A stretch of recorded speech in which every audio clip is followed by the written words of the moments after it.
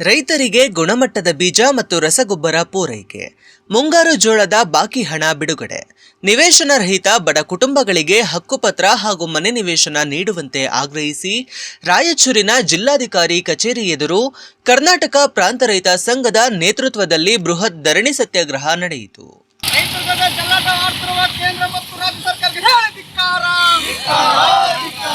ಎಲ್ಲ ಬಡವರಿಗೆ ನಿವೇಶನಗಳು ಕೊಡಲೇಬೇಕು.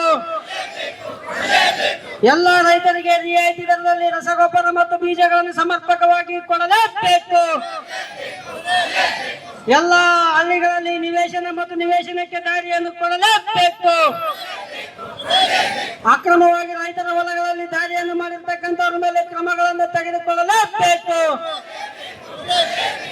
ಪ್ರಸ್ತುತ ಮುಂಗಾರು ಹಂಗಾಮಿನಲ್ಲಿ ರೈತರಿಗೆ ಅಗತ್ಯ ಪ್ರಮಾಣದಲ್ಲಿ ಬೀಜ ಮತ್ತು ರಸಗೊಬ್ಬರ ದೊರೆಯುತ್ತಿಲ್ಲ. ಕೆಲವು ಕಡೆಗಳಲ್ಲಿ ನಿಗದಿತ ದರಕ್ಕಿಂತ ಹೆಚ್ಚಿನ ಬೆಲೆಗೆ ಮಾರಾಟ ಮಾಡಲಾಗುತ್ತಿದೆ ಎಂದು ಪ್ರತಿಭಟನೆಕಾರರು ಆರೋಪಿಸಿದರು. ಸರ್ಕಾರ ಖರೀದಿಸಿರುವ ಮುಂಗಾರು ಜೋಳದ ಬಾಕಿ ಹಣವನ್ನ ಕೂಡಲೇ ಬಿಡುಗಡೆ ಮಾಡಬೇಕು. ವಿದ್ಯುತ್ ಖಾಸಗೀಕರಣ ಪ್ರಸ್ತಾಪ ಕೈಬಿಟ್ಟು ಈ ಹಿಂದಿನಂತೆ ವಿದ್ಯುತ್ ವಿತರಣೆಯನ್ನ ಮುಂದುವರಿಸಬೇಕು ಎಂದು ಒತ್ತಾಯಿಸಿದರು. ಈ ಪ್ರತಿಭಟನೆಯ ಪ್ರಮುಖ ಅಂಶಗಳೇನಂತಂದರೆ, ಮುಂಗಾರು ಕೃಷಿ ಪ್ರಾರಂಭವಾಗಿತ್ತು. ಸಮರ್ಪಕವಾಗಿ ರಸಗೊಬ್ಬರ ಮತ್ತು ಬೀಜದ ಕೊರತೆಯಿಂದ ರೈತರು ಸಂಕಷ್ಟಕ್ಕೀಡಾಗಿದ್ದಾರೆ. ಜೊತೆಗೆ ಇವತ್ತು ಭಾಳ ವರ್ಷಗಳಿಂದ ಮನೆ ನಿವೇಶನಕ್ಕಾಗಿ ಬಡವರು ಅರ್ಜಿ ಸಲ್ಲಿಸಿದ್ರು ಕೂಡ ಇವತ್ತಿನವರೆಗೂ ಸೈಟ್ ಅಲಾಟ್ಮೆಂಟ್ ಮಾಡಿಲ್ಲ. ಕೆಲವು ಬಡವರು ಸರ್ಕಾರಿ ಜಮೀನಿನಲ್ಲಿ ಮನೆ ಗುಡಿಸಿಲಿ ಮತ್ತು ಶಟರ್ ಹಾಕಿದವರಿಗೆ ಇವತ್ತಿನವರೆಗೂ ಪಟ್ಟ ಕೊಟ್ಟಿಲ್ಲ. ಮತ್ತು ಹಲವು ವರ್ಷಗಳಿಂದ ಅಕ್ರಮ ಸಕ್ರಮ ಭೂಮಿಯಲ್ಲಿ ಸಾಗುವಳಿ ಮಾಡ್ತಕ್ಕಂಥ ರೈತರಿಗೆ ಪಟ್ಟ ಕೊಟ್ಟಿಲ್ಲ. ಈ ಎಲ್ಲ ಬೇಡಿಕೆಗಳಿಗಾಗಿ ಇಂದು ಬೃಹತ್ ಪ್ರತಿಭಟನೆ ಮಾಡಿದ್ದೀವಿ.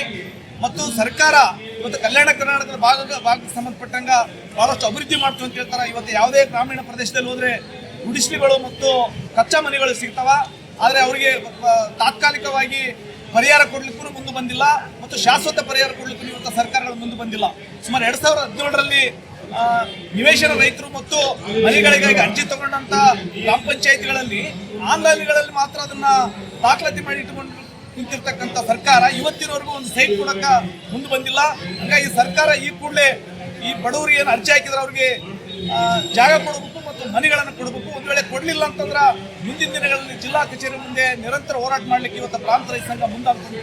ಮೈಸೂರಿನಲ್ಲಿ ಕರ್ನಾಟಕ ಪ್ರಾಂತ ರೈತ ಸಂಘಟನೆ ಪ್ರಮುಖವಾದಂಥ ಅಂಶಗಳನ್ನು ಇಟ್ಟುಕೊಂಡು ಪ್ರತಿಭಟನಾ ಚಳವಳಿ ಮಾಡತಕ್ಕಂಥ ಸಂದರ್ಭದಲ್ಲಿ ಮಾನ್ಯ ಅಡಿಷನಲ್ ಜಿಲ್ಲಾಧಿಕಾರಿಗಳು ಕೂಡ ಬಂದಿದ್ದರು, ಹಾಗೂ ಜಿಲ್ಲಾ ಪಂಚಾಯಿತಿಯ ಪ್ಲಾನಿಂಗ್ ಆಫೀಸರ್ ಬಂದಿದ್ದರು ಮತ್ತು ಕೃಷಿ ಜಿಲ್ಲಾ ಜಂಟಿ ನಿರ್ದೇಶಕರು ಕೂಡ ಬಂದು ನಾವು ಕೊಟ್ಟಂಥ ಮನವಿಯ ಆಧಾರದಲ್ಲಿ ತಕ್ಷಣ 1 ವಾರ ಅಥವಾ 10 ದಿವಸಗಳಲ್ಲಿ ಒಂದು ಸಭೆ ಕರಿತೀವಿ ಅಂತಕ್ಕಂಥ ಹೇಳಿರ್ತಕ್ಕಂಥದ್ದನ್ನು ಕರ್ನಾಟಕ ಪ್ರಾಂತ ರೈತ ಸಂಘಟನೆ ನಾವು ಮೊದಲನೇದಾಗಿ ಅವರಿಗೆ ಧನ್ಯವಾದ ಹೇಳ್ತೀವಿ.